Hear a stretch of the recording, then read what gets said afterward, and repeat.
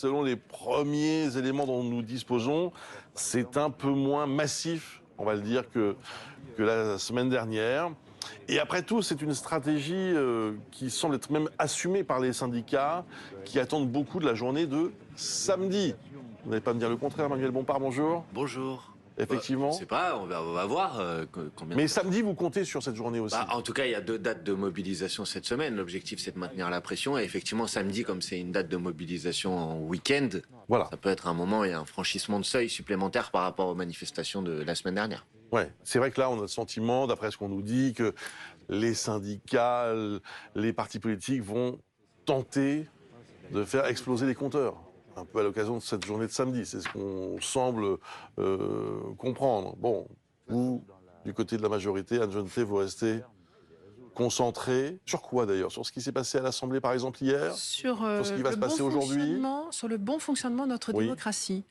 Et le bon fonctionnement de notre démocratie, c'est ce qui se passe actuellement au Parlement, c'est les débats qui ont commencé. Ouais. C'est là, nous on respecte profondément la démocratie représentative et on a envie que les débats puissent aller jusqu'au bout, parce que c'est aussi au cours des débats, il y a un certain nombre de points. Le Premier ministre a mis le doigt sur quelques points qui ne sont pas encore clarifiés et que les débats vont pouvoir faire avancer. On a besoin des débats, jusqu'au bout. Juste avant de retrouver Ashley Chevalier à Châteauroux, honnêtement, hier, Manuel Bompard, vous ne regrettez pas un peu le chahut à l'extrême, honnêtement? Non, hier, il s'est passé quelque chose qui était, puisque vous parlez de respect de la démocratie, il y a eu une forme de polémique, d'imbroglio sur la motion référendaire. Oui. Et une présidente de l'Assemblée nationale qui s'est comportée de manière extrêmement autoritaire en ne respectant pas le règlement de l'Assemblée nationale. Absolument faux. Le règlement a été respecté à la lettre. Écoutez, laissez-moi terminer, puisque vous voulez du débat. Donc, le mieux dans ce cas-là, c'est d'écouter ses interlocuteurs. Et donc, ça s'est effectivement pas très bien passé. Mais parce que la présidente de l'Assemblée nationale a pris une décision en ouverture des travaux, qui était une décision qui, forcément, a mis de l'huile sur le feu. Pour le reste, nous faisons notre travail de parlementaire en amendant un texte. Vous voulez que les débats aillent jusqu'au bout. Moi aussi. En tapant taper sur les pupitres comme ça pendant je sais pas combien de temps. En perdant 40 minutes de débat au début de... C'est une vraie question, Manuel Bompard, parce que je me posais la question de savoir si effectivement il faut que l'Assemblée soit au fond le reflet, c'est ce que disent beaucoup d'éditorialistes d'ailleurs sur ce plateau depuis ce matin, le reflet de la société, de l'ensemble de la classe politique, et donc une opposition qui s'exprime, ou bien si ce n'est pas contre-productif. C'est ça ma question. Moi, je ne me cache pas. Il y a 93% des actifs qui sont opposés à cette réforme. Il y a 70% des Français qui sont opposés à cette réforme. Il y a l'ensemble des organisations syndicales de salariés qui sont opposés à cette réforme. Et moi, notre rôle en tant que parlementaire, c'est de porter cette parole dans l'hémicycle de l'Assemblée nationale, de nous opposer à cette réforme des retraites. Je suis assez d'accord.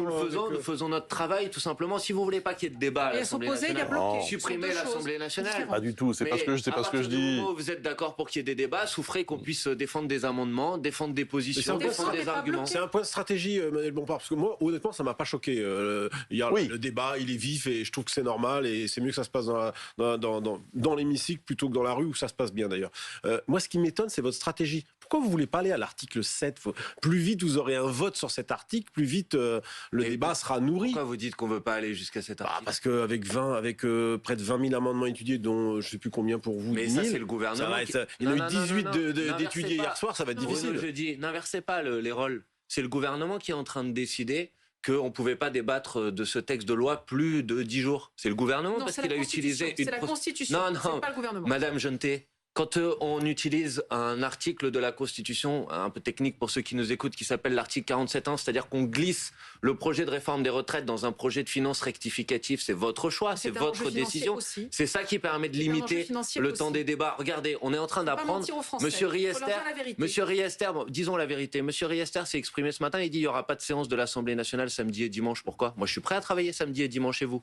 On est sur un volume horaire, vous le savez très bien, qui sont écrits dans les textes. Et le plus important, c'est dans le débat. Et avec 16 000 amendements, on ne peut pas discuter. Débattons samedi et dimanche. Pourquoi vous ne voulez pas débattre samedi et dimanche ? Il y a tous les articles. Parce que la vérité, c'est que vous ne voulez pas qu'on ait le temps pour débattre de ce texte. Vous avez déjà fait tout ce qu'il fallait pour que nous perdions les 50 premières minutes. Est-ce que ce n'est pas un vœu pieux, M. Mélenchon, de réclamer le retrait de cette réforme ? C'est clair qu'on est entré dans un moment de grande tension. La première vague des mobilisations, quand il y avait le 7, le 21, le 31, on entrait dans la confrontation. Les syndicats unis ont assez habilement tourner leurs forces, pour les économiser. Et maintenant, cette semaine, nous entrons dans le moment de la grande tension. C'est cette semaine que beaucoup de choses vont se jouer parce que vous allez avoir une éruption massive dans les rues du pays de la population. Il faut bien se rendre compte que souvent le regard est faussé quand on regarde seulement les grandes métropoles, Paris, Toulouse, etc. On ne se rend pas assez compte de la puissance du mouvement dans les petites villes et les villes moyennes où c'est par famille entière que tout le monde sort dans la rue. Parce que l'idée de faire 2 ans de plus est évidemment une idée qui fait peur, qui donne le sentiment d'une souffrance prolongée au travail. Donc c'est maintenant que vous avez une situation qui est assez exceptionnelle puisque se combine la mobilisation de rue en 2 étapes. D'abord dans les entreprises aujourd'hui et dans les rues cet après-midi et samedi. Samedi, évidemment, tout le monde peut venir, donc vous allez voir tout le monde. Et ça se conjugue avec la bataille parlementaire. Donc c'est la première fois qu'on aura une application aussi étroite de temps forts du combat. Donc c'est cette semaine, la grande semaine. Est-ce que cette mobilisation, elle peut réussir à faire fléchir Emmanuel Macron qui a dit qu'il ira jusqu'au bout? Oui, on en a connu. Oui, tout le monde, il ne va pas dire qu'il va arrêter en route. Il essaye de tenir bon, mais sauf s'il est devenu vraiment totalement autoritaire. Dans une démocratie, à un moment donné, il faut bien que quelqu'un soit raisonnable. Et c'est forcément lui qui doit le devenir, puisque c'est lui qui a la responsabilité d'avoir créé de toutes pièces ce conflit. Les gens n'étaient pas spécialement disposés à vouloir se mettre en mouvement comme ils le font. C'est lui qui l'a fait pour des raisons dont maintenant tout le monde est bien conscient qu'elles sont totalement artificielles.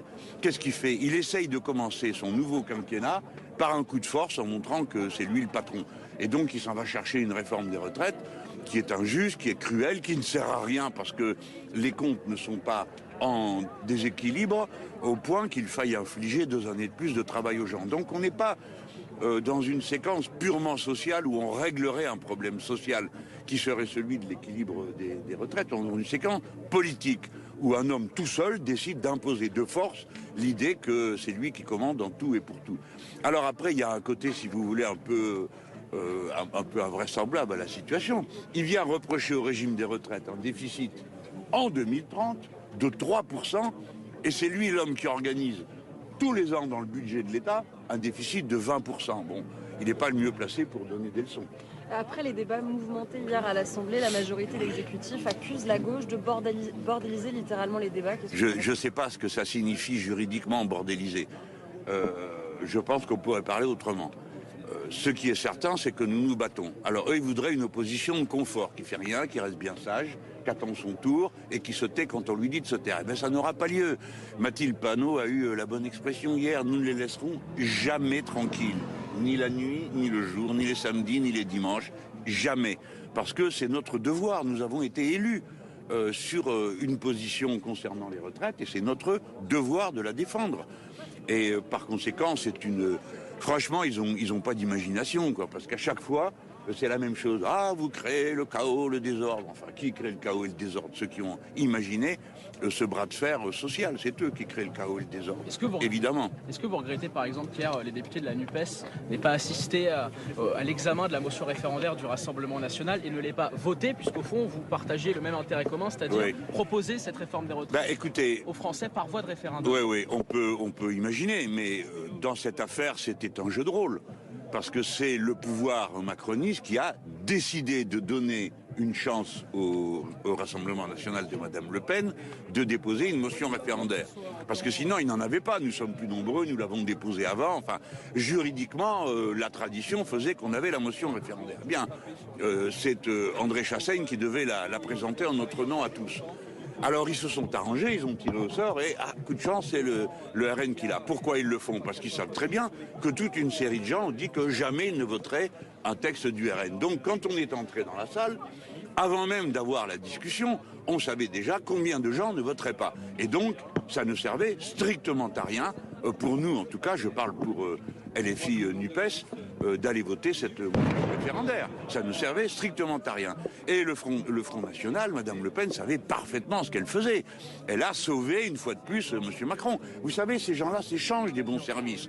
Alors, les macronistes en élisent 2 à la vice-présidence de l'Assemblée, en échange de quoi l'autre dépose des motions qui bloquent tout, etc., etc. C'est un jeu de rôle qu'a joué le Rassemblement national avec les macronistes. Alors nous, qu'est-ce qu'on allait faire là-dedans? Ça ne servait strictement à rien, sinon qu'à créer des problèmes de plus qui n'aura rien fait avancer. Un mot sur la polémique, comme quoi des députés auraient reçu des SMS pour sortir de l'hémicycle au moment du vote. Je ne suis pas au courant. Moi, je n'y suis pas à l'Assemblée, donc je ne peux pas vous parler. Personne ne m'a envoyé. Une députée de la majorité SMS. a par exemple reçu une lettre de menace dans sa permanence. Qui ça? Une députée de la majorité, Fatila Katabi, qui est présidente de la Commission des Affaires sociales. Oui. Une lettre de Bah, menace. c'est pas. Oui. Ça, c'est des histoires. Moi, je reçois une lettre de menace de mort tous les mois et personne ne s'en émeut. Hein. Les permanences de mes camarades ont été murées à plusieurs reprises. Vous avez dans le pays des gens qui utilisent des méthodes qu'aucun d'entre nous ne peut approuver. Alors, les macronistes en profitent pour se donner des airs de martyrs qu'ils ne sont pas. C'est eux qui se préparent à martyriser les gens en les faisant bosser 2 années de plus. Alors, il ne faudrait pas qu'on renverse les rôles, hein. C'est un peu facile, ça. Est-ce que vous aimeriez être à l'Assemblée nationale pour faire cette bataille parlementaire? Honnêtement, j'aime bien les batailles parlementaires, vous le savez tous. Et j'y ai pris largement ma part.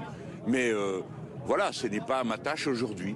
Je suis très enthousiaste de ce que j'ai vu de mes camarades hier. L'intervention de Panot, celle de Ruffin, celle de Rachel Keke. Je vous parle franchement, je les trouve magnifiques. Je suis plein d'orgueil en les voyant travailler. Je me dis, moi j'ai bien bossé aussi si j'ai préparé ça. Est-ce que vous pensez que ce qui se passe au Parlement peut porter la mobilisation ou au contraire peut décourager si l'article 7 venait à être voté? C'est l'inverse. Ça porte la mobilisation parce que tous les gens voient qu'on se bat. Ils entendent les arguments. Vous vous rendez pas compte de la force mobilisatrice du mouvement social, du discours de M. Attal. C'est tellement clair qu'il insulte tout le monde, qu'il se moque de tout le monde, que les gens, ceux qui l'écoutent, se disent « Ah non, ça va pas se passer comme ça ». Et du coup, ça leur donne encore plus envie d'y aller. Non, la mobilisation parlementaire, croyez-en, j'ai quelques connaissances de stratégie politique, la combinaison de la mobilisation parlementaire et sociale a un effet de propagation et de contamination des idées. Ça, c'est vrai. C'est important pour nous. Mais sur la mobilisation, le gouvernement, et c'était Olivier Véran qui disait cela il y a 2 semaines, je crois, qu'importe si vous êtes 700 000 ou 1,3 million dans la rue, est-ce que vous appelez en fait, en revanche, M. Mélenchon à renforcer les blocages Jacques Chirac, et les grèves? il en avait quand même plus dans l'estomac que M. Macron. Lui aussi, il avait dit que jamais, puis à la fin, il a bien fait comme tout le monde. À partir d'un certain point, je vous rappelle qu'on est dans une démocratie ici, on n'est pas chez M. Poutine.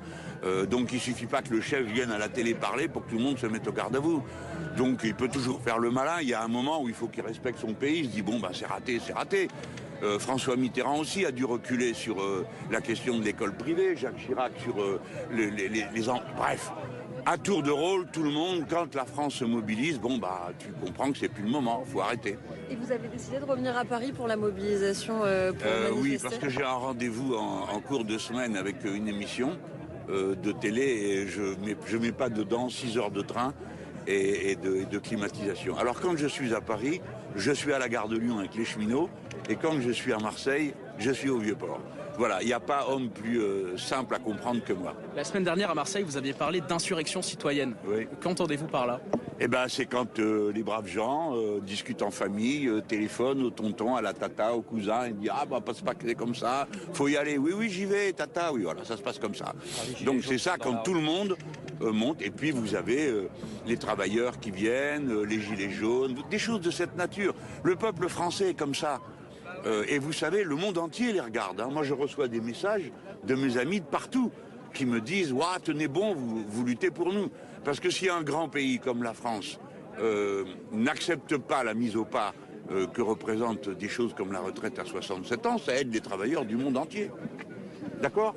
Et c'est vrai que c'est difficile d'ailleurs d'envisager la fin de ce match, de ce bras de fer, parce que pour l'instant, personne ne veut céder un pouce. C'est ça, personne ne bouge pour le moment et puis ça va être long puisque le texte est examiné au Parlement jusqu'au 26 mars. Donc ce mardi, il est certes important, mais c'est une étape parmi tant d'autres et c'est surtout une étape avant samedi parce que pour le coup, samedi, les gens qui ne peuvent pas faire grève aujourd'hui seront dans la rue et donc les syndicats comme les responsables politiques attendent vraiment quelque chose de majeur. Aujourd'hui, ça doit scander le fait que le texte vient d'arriver à l'Assemblée nationale et donc c'est ce qu'expliquait Jean-Luc Mélenchon. En parallèle, une mobilisation à l'Assemblée nationale et dans la rue. Le gouvernement, quant à lui, ne parle plus à la rue. On l'a bien vu avec l'interview d'Elisabeth Borne ce week-end. C'est-à-dire que son titre de l'interview du JDD « Nous allons bouger » n'est pas du tout adressé aux manifestants. Il est uniquement adressé à la droite, avec des concessions certes importantes, mais quand même assez techniques à comprendre pour les Français aujourd'hui. Quelque chose de très précis sur les 20-21 ans. Donc, le gouvernement est bloqué pour le moment sur une phase d'observation et les syndicats se disent, eux, qu'il va falloir multiplier les journées de grève. Par le passé, il y a déjà eu des phases de manifestation assez similaires. Il y a eu parfois 10 journées de mobilisation, parfois 14 journées de mobilisation en 2003 ou en 2010. Des chiffres monstres et néanmoins des réformes qui, à la fin, sont passées. Benjamin Duhamel Oui, ce qui était frappant dans ce que disait Jean-Luc Mélenchon, c'était d'abord, la croyance, la conviction qu'il y allait avoir une sorte de jonction entre le mouvement social en deux temps, c'est-à-dire la grève aujourd'hui, la mobilisation samedi et la discussion parlementaire. Vous avez aussi une façon totalement assumée d'expliquer qu'au fond, ce qu'on a vu hier à l'Assemblée nationale était tout à fait normal, que ça faisait partie de l'arsenal des parlementaires et que, pour paraphraser Jean-Luc Mélenchon, il ne fallait pas avoir des pudeurs de gazelle. C'est pas l'expression qu'il a utilisée, mais au fond, ça voulait à peu près dire ça. Et dans la phrase que l'on voit au bandeau là, Macron doit devenir raisonnable, ce qui est amusant, c'est qu'il essaye de renverser l'usage de la raison, qui est un argument que l'on entend beaucoup du côté du gouvernement sur le thème être raisonnable, c'est faire cette réforme des retraites parce qu'il n'y a pas le choix, parce qu'il faut respecter les équilibres financiers. Là, Jean-Luc Mélenchon essaye de se servir du rejet massif de la réforme pour appeler Emmanuel Macron à la raison, mais là où Amandine a effectivement raison, elle aussi, c'est que pour le coup, on est dans une chorégraphie assez usuelle. Jean-Luc Mélenchon dit oui, il dit qu'il ne cède pas, mais d'autres ont cédé avant lui. Jacques Chirac, dit-il, il a autre chose dans le ventre qu'Emmanuel Macron. Et de l'autre côté, le gouvernement, lui, dit qu'il va continuer. On a du mal à voir ce qui, en l'état, tant qu'il n'y a pas de blocage et tant qu'il n'y a pas de paralysie dans le pays, pourrait amener fondamentalement les acteurs à dévier de leur stratégie propre. On voit sur nos images que la mobilisation est tout de même assez forte ce matin, notamment du côté de Châteauroux. Vous voyez de Gap, ces villes moyennes dont on parle beaucoup depuis le début de ce conflit. Peut-être qu'effectivement, à la fin de la journée, encore une fois, le chiffre global sera moins important. Mais bon, la mobilisation, elle est là. Elle se poursuit pour la 3e journée consécutive. La 3e journée, pas consécutive, mais pour la 3e fois, pardon, depuis le début de ce conflit. J'aimerais qu'on revienne sur un moment que vient d'évoquer d'ailleurs Jean-Luc Mélenchon dans son intervention. C'est la prise de parole de la députée de la France Insoumise, Rachel Keke, hier à l'Assemblée. On connaît cette personne, c'est quelqu'un qui a été longtemps femme de ménage, qui a d'ailleurs mené une lutte au profit de ces femmes de ménage. Écoutons ce moment très fort, justement, et qui, je pense, j'aimerais avoir votre sentiment ensuite, est assez difficile, je trouve, d'ailleurs, de répondre. Écoutez. Qui d'entre vous a déjà fait un métier pénible? Qui peut lever la main? Personne, parce que vous, la majorité d'entre vous, ne le savez pas. Alors, je vous le dis, de manière très sincère, vous n'avez pas le droit de mettre à genoux les gens qui tiennent la France debout. C'est pourquoi vous voterez contre cette réforme de retraite. C'est pourquoi je vous remercie. Le 7, le 11 février, nous serons je vous remercie, mes chers collègues. Vous n'avez pas le droit de mettre à genoux les gens qui tiennent la France debout. Alors, j'ai écouté très attentivement, son propos en effet était très fort, et la première réaction que je voudrais avoir à son propos, c'est de dire qu'elle ne sait pas d'où nous venons les uns et les autres. Et dans nos rangs aussi, on a des gens qui tiennent la France debout. Il n'y a pas que, c'est pas le privilège, c'est pas l'exclusivité de la NUPES. Nous avons, je pense... Privilège, je ne suis pas sûr que ce soit le mot, mais enfin bon...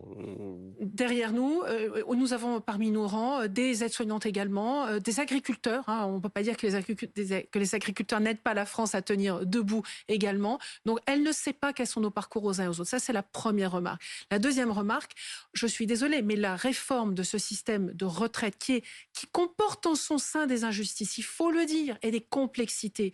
Et cette réforme, qui est une réforme, oui, financière, il faut le dire, il faut dire la vérité aux Français, on a besoin d'équilibrer ce système. Parce que s'il ne l'est pas, c'est dans quelques années des pensions de retraite ou bien qui diminuent, c'est d'ailleurs l'un des projets possibles que nous présente la France Insoumise face à nous, ou bien des cotisations qui vont augmenter. Moi, je ne veux pas matraquer mes enfants de cotisations au moment où ils vont payer ma propre retraite. Donc, la France debout, c'est un ensemble, ce sont les gens qui tiennent la France debout, sont des gens qui travaillent, mais sont aussi des gens qui donnent du travail. Et ça, il ne faut pas l'oublier. On a besoin des deux pour tenir la France debout. Bah, écoutez, le problème, c'est que si vous considérez qu'il y a une nécessité économique à faire cette réforme, c'est manifestement votre point de vue, contrairement d'ailleurs à ce que dit par exemple le président du Conseil d'orientation sur les retraites. Mais bref, si c'est votre point de vue, alors vous devez comprendre, et c'est ce qu'a exprimé à mon avis de manière magnifique Rachel Keke hier, que vous ne pouvez pas demander à celles et ceux qui galèrent déjà d'être ceux qui sont mis à contribution. Et le problème de cette réforme, c'est qu'elle est profondément injuste, puisque au lieu d'aller chercher des financements supplémentaires dans les dividendes qui ont été versés et qui ont atteint un record cette année, sur les plus hauts revenus, vous voulez mettre à contribution d'abord ceux qui commencent à travailler le plus tôt, vous voulez mettre en place une réforme qui va pénaliser davantage les femmes que les hommes. Et ça, tout le monde l'a compris. Et si vous avez 93% des personnes qui travaillent dans ce pays qui sont contre cette réforme, c'est parce ils ne comprennent pas pourquoi ce serait encore à eux de faire des efforts. Alors peut-être qu'il y a dans vos rangs aussi des gens qui tiennent la France debout ou qui font partie des travailleurs de première ligne comme Rachel Keke. Dans ce cas, vous devriez bien discuter avec eux parce qu'à mon avis, ils ne sont pas d'accord avec cette réforme.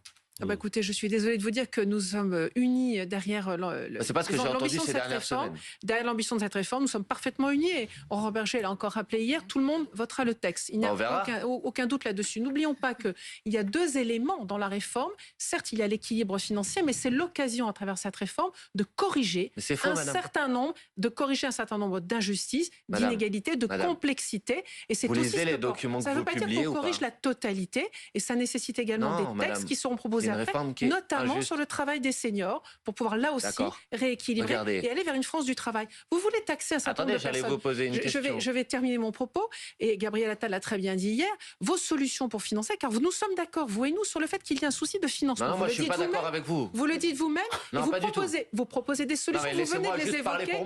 Vous venez d'évoquer des solutions de financement. Je vous dis que si vous pensez qu'il y a un problème, je vous fais des propositions. Que nous ne partageons pas, car dans les solutions de financement que vous proposez, c'est aussi mettre en péril la solidité du système que nous avons construit, qui est la confiance, notamment des chefs d'entreprise, à créer de l'emploi. Nous avons créé des emplois. Or, les emplois, c'est ceux qui font les cotisations, qui font les retraites de nos retraités aujourd'hui et de nos retraités de demain. Nous avons besoin de créer de l'emploi, nous avons besoin de créer de la valeur, ce qui ne dispense pas de se poser la question de comment nous redistribuons les richesses. Monsieur Bompard vous répond. Mais non, mais le problème, c'est que vous dites tout et son contraire. Donc, vous êtes en train... Nous sommes sur la projection autour du travail. Est-ce que vous êtes d'accord ou pas que cette réforme va pénaliser davantage les femmes que les hommes, comme l'a dit M. Absolument pas. Tout le monde fait un effort, les femmes et les hommes. Nous sommes d'ailleurs pour l'égalité femmes-hommes, et je crois que vous aussi. Est-ce que vous êtes d'accord que l'étude d'impact qui a été faite sur vos projets de loi démontre que les femmes vont travailler, par exemple, pour une femme née en 1980, 2 fois plus que pour un homme né en 1980? Mais pas 2 fois plus. Où est-ce que vous êtes allé chercher ça? Certainement pas 2 fois plus. 8 mois de plus pour les femmes nées en 1980, 4 mois de plus pour les hommes nés en 1980. Madame,